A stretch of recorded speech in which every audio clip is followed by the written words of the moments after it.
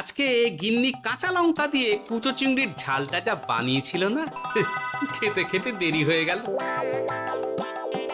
গোলগাপ্পি দেওয়ার আর জায়গা পাও না না? বিশ্বাস করুন, সত্যি খুব ভালো রান্না করেছিল গিন্নি। তাই আবার আরেক হাঁড়ি ভাত চড়াতে বললাম। আর সেটা খেয়ে আসতেই তো দেরি হয়ে গেল। আরো এক হাঁড়ি? মহারাজ কিছু মনে করবেন না, এই পাঠশালা বন্ধ করে সব গুছিয়ে তবে এলাম। সুপ্রভাত মহারাজ। সুপ্রভাত মহারাজ। প্রভাত আজকে আর শুনেই। তোমরা সবাই এত কুঁড়ে হয়ে গেছো যে কি বলবো। মহারাজ, এই কুড়েমির আসল কারণ হচ্ছে চর্বি। কথায় আছে, যত বেশি চর্বি তত তাড়াতাড়ি মরবি। আপনি কি বলতে চাইছেন মন্ত্রী মশাই, যে আমি তাড়াতাড়ি মরে যাব আর আপনি মজা দেখবেন? ঠাকুর ঘরে কে, আমি তো কলা খাইনি ব্যাপার হয়ে গেল। গোপালের একদম মোক্ষম জায়গায় আঘাত লেগেছে, যাকে বলে ওই আঁতে ঘা। তুমি বেশি কথা বলো না বৈদ্য, ছুঁচ করে চালুনির বিচার। হ্যাঁ, বৈদ্য তো দেরি করেই এসেছে। আমার মনে হয় প্রত্যেককে এমন ভাবে প্রশিক্ষণ দেওয়া দরকার যাতে তারা একটু চনমনে হয়ে ওঠে। হ্যাঁ মহারাজ, তাহলে আগামীকাল থেকেই শুরু হোক ব্যায়াম আর অস্ত্র শিক্ষা। হ্যাঁ, কুঁড়ে থাকলে রাজ্যের কোনো বিপদ আপদেই সভাসদেরা কাজে আসবে না। ঠিক বলেছেন মহারাজ। তাহলে আর দেরি কেন, চলো সবাই এখনই আমরা মাঠে যাই। এই তো মহারাজ ভরপেট খেয়ে এলাম, এখনই মাঠে? ও সব অজুহাত দিয়ে লাভ নেই, চলো চলো চলো।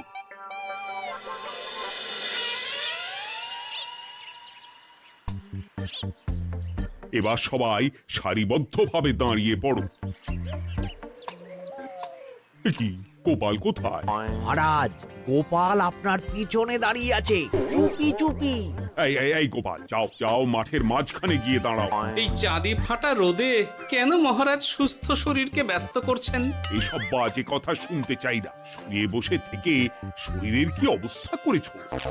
শরীরের নাম মহাশয়, যা সবে তাই সয়। তুমি যাবে না, তোমাকে এক্ষুনি বরখাস্ত করব। উফ, কি জ্বালা! যেখানে আমার সব কাজ বুদ্ধি দিয়েই হয়ে যায়, সেখানে গায়ের জোরের কি দরকার? হ্যাঁ, এই গোপাল, আমি 1 থেকে 3 অব্দি গুনবো, তারপরে সবাই এই মাঠের ধার বরাবর 5 বার পাক দিয়ে দৌড়বে। ঠিক আছে মহারাজ, আমি প্রস্তুত। আমি রোগা পটকা আছি, কোনো সমস্যাই হবে না। হয়ে গেল। সবাই প্রস্তুত? 1 2 3। কি হলো গোপাল, দৌড়াও দৌড়াও। মহারাজ, এর থেকে বেশি জোরে পারবো না।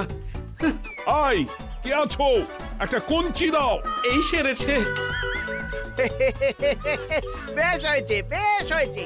ব্যাটার এবার চর্বি কমবে। কি হলো গোপাল, হ্যাঁ হয়ে গেল?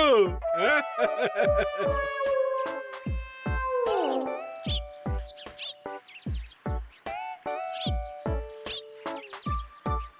এই গুলটে, উঠি, আমাদের দাদু উল্টে গেছে। হ্যাঁ, তাই তো দেখছি। চল চল গিয়ে দেখি। উফ, চেহারার কি অবস্থা বানিয়েছো গোপাল, হ্যাঁ? এতটুকু দৌড়তে গেলেই চিটপটাং। তাড়িয়ে দিন মহারাজ, এরকম বেঢপ চেহারা সভাসদকে আমাদের দরকার নেই। না না, তা বললে হবে নাকি গোপাল? তুমি এক্ষুনি বাড়ি চলে যাও, কালকে আবার মাঠেই দেখা হবে। এই দাদু, বাড়ি চলো। ওরে বাবারে!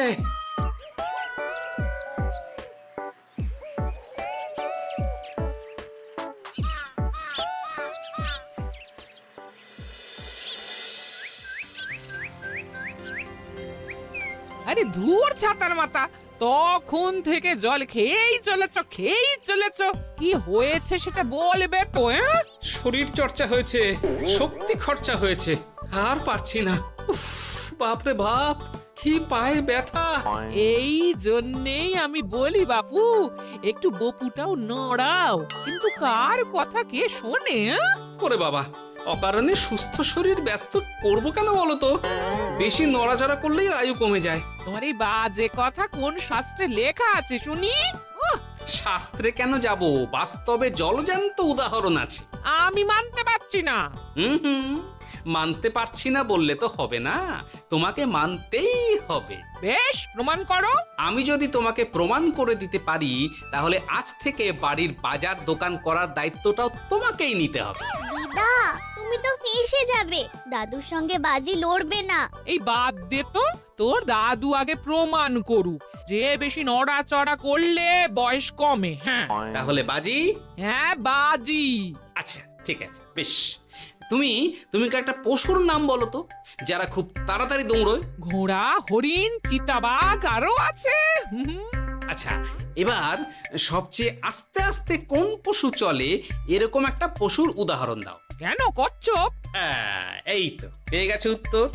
এবার তুমি বলো তো, কচ্ছপ কত বছর বাঁচে, আর ঘোড়া, হরিণ, চিতাবাঘ এরা কত বছর বাঁচে?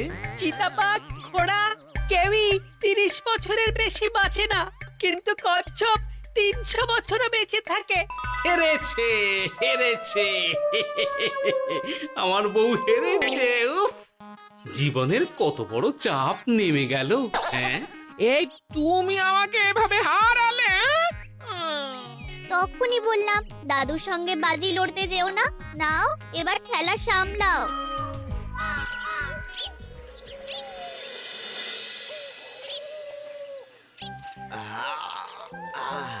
আরো ভালো করে মালিশ কর। আজকে ছোটাছুটি করে পা দুটো বেশ ব্যথা ব্যথা করছে। কালকে তো আবার অন্য পরীক্ষা। আরে আমার হালকা চেহারা আছে, সব সামলে নেব। কালকে তো অস্ত্র চালনা হবে, কালকে আমি কাঁপিয়ে দেব। কাঁপাতে তো হবেই মন্ত্রী মশাই। আমরা আপনার শরীরে এমন ঘষা মাজা করে দেব না, মনে হবে আপনি না একটা জলযন্ত্র অস্ত্র, অস্ত্র চালনা করতে যাচ্ছে। বাস এই তো চাই। ওরে বাবারে, আস্তে আস্তে। আরে বাবা, আপনার তো ইস্পাতের শরীর, ভাঙবে তবু মচকাবে না। চিন্তা করছেন কেন? ভয় পাবেন না, ভয়কে জয় করতে হবে। আরে আরে আরে, তোরা আমার কথাটার সাথে করছিসটা কি? মানুষটা মরে যাবে তো। চিন্তা করো না গিন্নি। বাবা, ওরা বলেছে আমার ইস্পাতের শরীর, ভাঙবে তবু মচকাবে না। একবার এই বুড়ো বয়সে হাত পা ভাঙলে কি সামলাবে শুনি? মন্ত্রী মশাই, আমাদের বকশিসটা দিয়ে দিন, আমরা কেটে পড়ি। বাবারে বাবা, দিচ্ছি। এনে এত খাটানোর পরে এতেই এখন খুশি থাক। হ্যাঁ,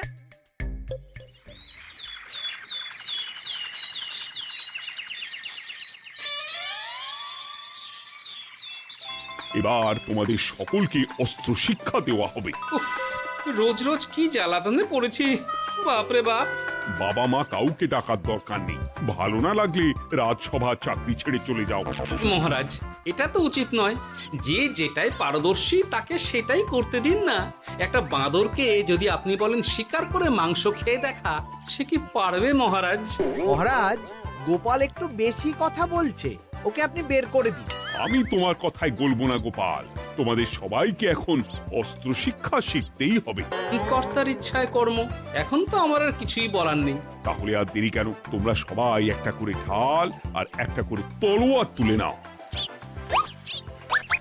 সেনাপতি, বলুন মহারাজ। তুমি সকলকে অস্ত্র শিক্ষা দেবে, তলোয়ার চালানো শেখাবে। এক এক করে প্রত্যেকে তোমার কাছে যাবে আর এক এক করে তুমি সবাইকে তলোয়ার চালানো শেখাবে। আচ্ছা মহারাজ, তাহলে ওই সবার প্রথমে চলে আসুন মন্ত্রী মশাই। হ্যাঁ, আমি প্রস্তুত। আমার শরীর ইস্পাতের মতো, ভাঙবো তবু মচকাবো না।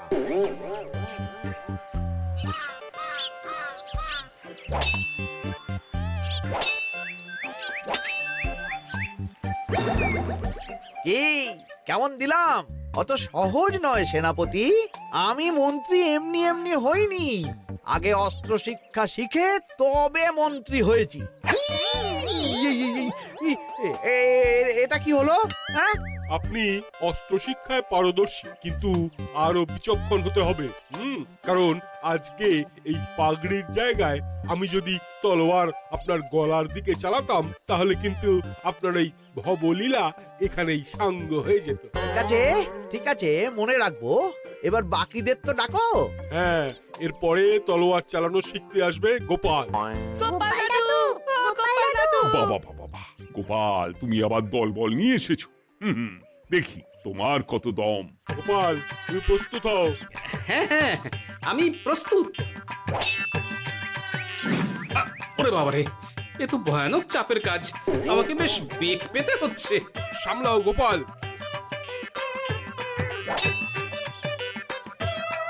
না, আমাকে অন্য রাস্তা দেখতে হবে। সেনাপতি, মহারাজের দিব্যি, তুমি আমার দিকে তলোয়ার ঢাল বাড়াবে না। এই এটা কি হলো? সত্যি তো, এটা কি হলো? গেল গেল গেল গেল গেল গেল গেল, দুটিটা খুলে গেল গো। দেব নাকি এবার কুচ করে কেটে? জিতে গেছি, জিতে গেছি। এটা কি হলো? শত্রুপক্ষ কখনো কারো দিব্যি শুনবে না।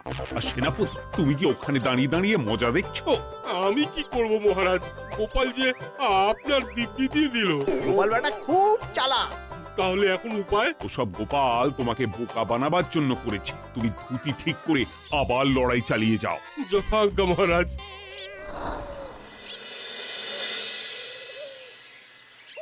কিরে ন্যাপলা, তোদের দিদা আমার জন্য কি রান্না করে পাঠিয়েছে রে? এই তো ভাত, আলু সেদ্ধ, এই পুঁই শাকের ঝোল আর রুই মাছের ঝাল। আর তোদের যে তোষক, বিছানার চাদর আনতে বলেছিলাম, এনেছিস তো? ওই তো দাদু, কুটির গুলটে আর বাকিরা সবাই ধরাধরি করে নিয়ে আসছে। ব্যাস, তাহলে তার কোনো চিন্তা নেই। খেয়ে একটা জব্বর ঘুম দেব, কারণ এখানে যা রঙ্গ দেখছি তাতে বিকেল হয়ে যাবে। তলোয়ার শিক্ষা আজকের মতন এটুকুই থাক। এবার শুরু হবে বল্লম শিক্ষা। সবাই আবার আগের মতন সারিবদ্ধভাবে দাঁড়িয়ে পড়ো। আহ, তোদের দিদা পুঁই শাকটা কিন্তু বেশ জব্বর বানিয়েছে। তোদের দিদার হাতের রান্নার কোনো তুলনাই নেই। আহা, কি স্বাদ! এ কি, গোপাল আবার কোথায় গেল? এই তো মহারাজ, আমি এখানে ওই পুঁইয়ের ঝোল আর রুইয়ের ছাল দিয়ে ভাত খাচ্ছি। এসব কি মাঠের মধ্যে খাওয়া? আরে শরীরটাকে তো রাখতে হবে। তাড়াতাড়ি খেয়ে এইদিকে এসো। আসছি আসছি আসছি। এবার আমি তোমাদের দেখাবো কিভাবে বল্লম নিয়ে তেড়ে যেতে হয়। দেখান মহারাজ।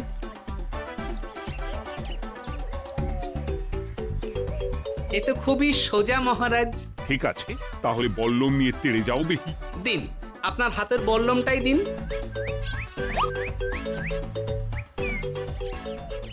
আরে আরে, গোপাল তো মাঠ থেকেই চলে গেল। আমি ডেকে আনছি মহারাজ। আরে আরে, ও গোপাল, গোপাল, মহারাজ ডাকছেন, থামো থামো। মহারাজ বলেছেন বল্লম নিয়ে তেড়ে যেতে। তেড়ে গিয়ে আবার ফিরে আসতে তো উনি বলেননি। আরে, এ তো মহা মুশকিল। উনি এক্ষুনি তোমাকে মাঠে ফিরতে বললেন। সেটা আপনাকে বলতে পারে সেনাপতি, আমাকে তো বলেনি। আমি চললাম।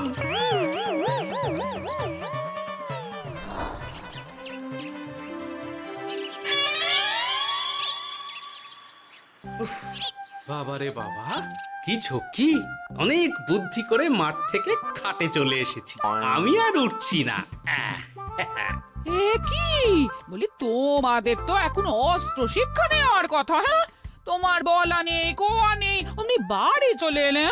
আরে বাবা, ওইসব অস্ত্র শিক্ষা মানেই সুস্থ শরীরকে ব্যস্ত করা। অসহ্য খাটনি, অযথা কষ্ট। কষ্ট করলে তবেই কেষ্ট পাওয়া যায়। হ্যাঁ, তোমায় আমি আগেও বুঝিয়েছি, যেখানে বুদ্ধি কথা বলে সেখানে দেহের শক্তি নীরব দর্শক গিন্নি। আরে বাবা, সে না হয় বুঝলাম, কিন্তু মহারাজ তো ভালোর জন্য সবাইকে অস্ত্র শিক্ষা দেওয়ার চেষ্টা করছে না? আরে বাবা, যার যা কাজ তাকে সেটা করালেই পারে। মহারাজ তো সেটা বুঝতেই চাইছেন না। আমি এখন ঘুমো।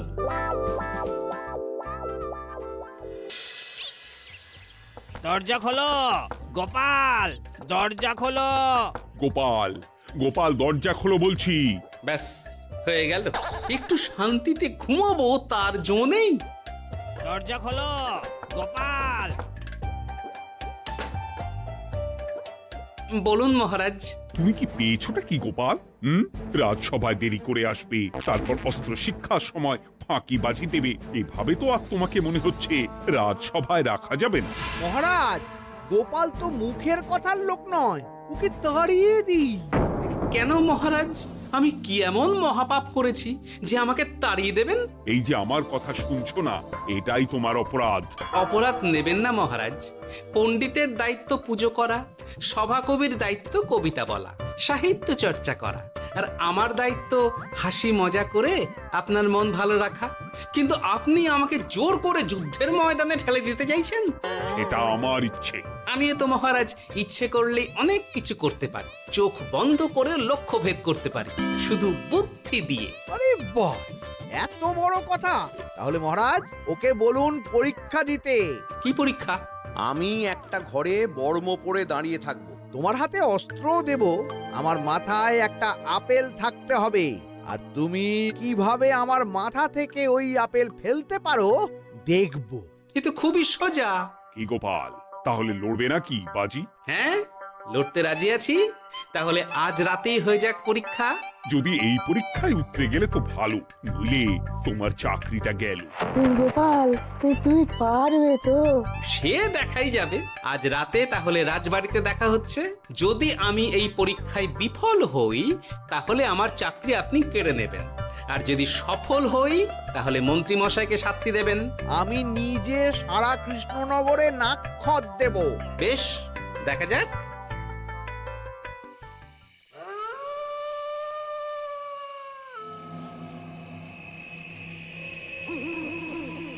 কি মন্ত্রীমশাই, ব্যবস্থা সব ঠিকঠাক হয়েছে তো? হ্যাঁ, এবার শুধু গোপালের পরীক্ষার পালা।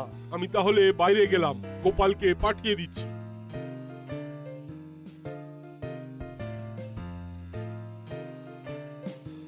এবার যাও গোপাল, ঘরের ভিতরে যাও, দেখি তুমি কি করে মন্ত্রীর মাথা থেকে আপেল ফেলতে পারো। আপনি তো শুধু আমার চোখ ঢেকেছেন, আমার নাক, মুখ, কানও ঢেকে দিন, যাতে ঘ্রাণেন্দ্রিয়, শ্রবণেন্দ্রিয়েরও সাহায্য না নিতে পারি। বেশ, তাহলে তাই হোক। আয়, কে আছো? গোপালের মুখ, নাক আর কান ঢাকো। যথাজ্ঞা মহারাজ। একটু একটু মোটা কাপড় দিয়ে নাক মুখ ঢাকো, হ্যাঁ, যাতে সেভাবে আপেলের গন্ধ না পাই। বেশ বেশ।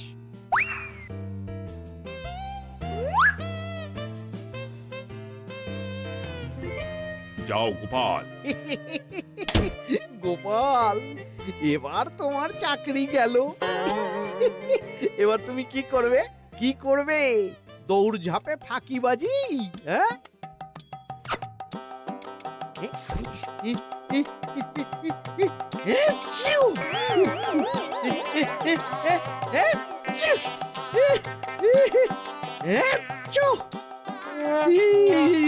গেল গেল গেল গেল গেল, আপেল পড়ে গেল। আপেল পড়ে গেল? মহারাজ, এর মধ্যেই গোপাল আপেল ফেলে দিয়েছে। ঘরের ভেতরে চলো।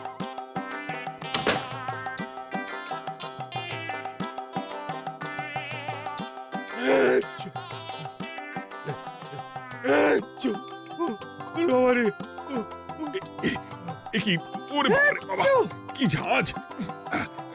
ওরে বাবারে বাবা। কি মহারাজ, দেখলেন তো গোপালের চমক? অস্ত্র ছাড়াই আপেল ফেলে দিলাম। কি, এটা তো তুমি নীতি বিরুদ্ধ কাজ করেছো। সারা ঘরে নস্যি ছড়িয়ে দিয়েছো। মহারাজ, হাতে গিয়ে আপেল পড়ে গেছে। এবার সারা কৃষ্ণনগরে নাক্ষত দিতে হবে। সত্যি সত্যি গোপাল, বুদ্ধিতে তোমার জুড়ি মেলা ভার। আমার নাম গোপাল ভাঁড়। একটা কথা মনে রাখবেন, কেউটে সাপের লেজে পা দেবেন না, আর গোপালের কাজে বাধা দেবেন না। যে কাজ বুদ্ধি দিয়ে করা যায় তার কাছে শক্তি ছোট্ট শিশু মাত্র। সত্যি গোপাল, আজ তুমি সেটাই প্রমাণ করে দিলে। আর আজ থেকে তোমাকে তোমার ইচ্ছার বিরুদ্ধে খাটাবো না। তুমি খাও দাও ভুড়ি বানাও। যার যা কাজ সে তাই করবে।